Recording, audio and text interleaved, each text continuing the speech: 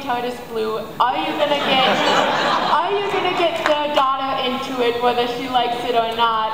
And were you you happy about it staying in the family, or when David proposed, were you like, bastard?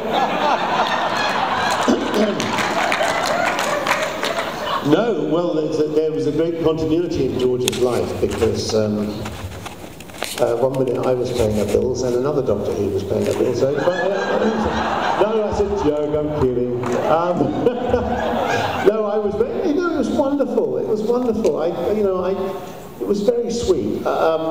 Georgia went down and did this part in Doctor Who, and that's where she obviously met David, and they obviously met each other, and they obviously liked each other to a certain extent, but nothing was going on then. And then she rang me out one day and said, he keeps asking me to the theatre. I said, well, that's nice, isn't it? She said, yeah, but why are you doing it? I said, no. Use your common sense. Anyway, so it was very sweet, and make a lovely couple, and they've got a very beautiful family, and it's fantastic. When they come round for lunch, and we don't sit there all the time talking about Doctor Who, obviously, but I am thinking of it now a bit like a North Korean dynasty.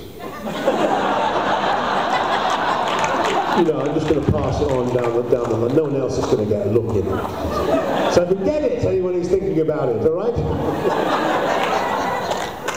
Doctor? Thank you.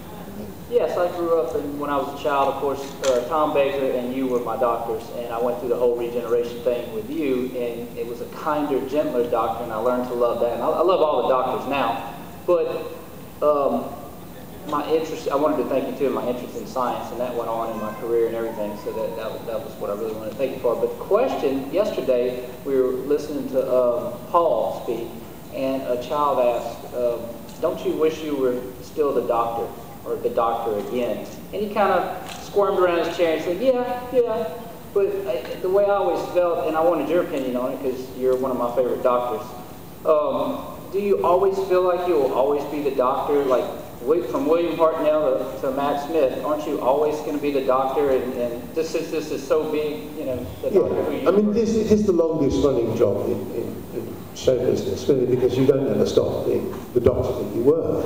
So, and I'm sure there's a sneaky part of me somewhere deep and subconscious that if I'm thinking I'd be nice to go back to that.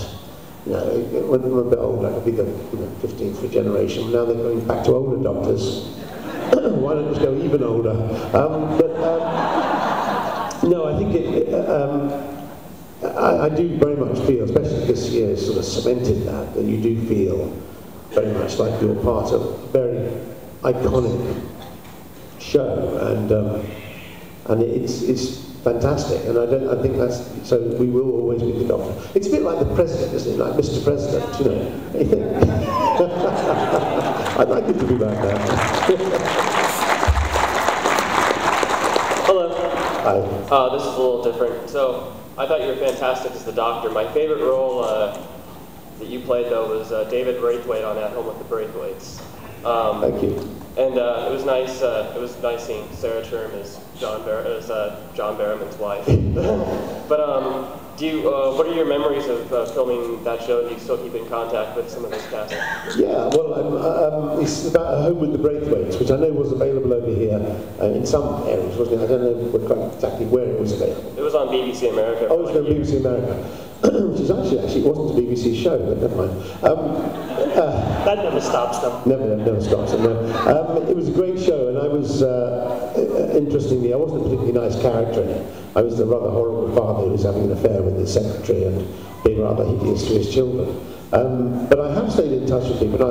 My two daughters, the two Sarahs, Sarah Sherm, as you point out, was in the Five-ish Doctors. It was a fantastic show to do. And in fact, when I was offered it, quick story, when I was offered it, I was really surprised because I hadn't been doing that much TV. I've been doing mostly theatre. And so normally I would be asked to audition, but they just rang me up and they offered me the part, which I was very happy about. And what was so great about it was it wasn't a nice character, and I was usually cast as nice characters. And so when we went filming, after 3 months, I said to the producer, you know, thanks so much for giving me the chance to play this unsympathetic part. And he said, well, thank you so much for playing him so sympathetically.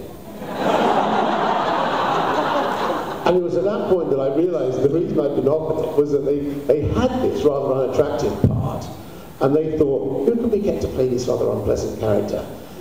Let's get someone who normally plays just nice blokes. We'll get Peter to do it. So in fact, the very reason I thought they were giving me a chance to stretch myself was they just wanted me to make this rather unpleasant character nicer.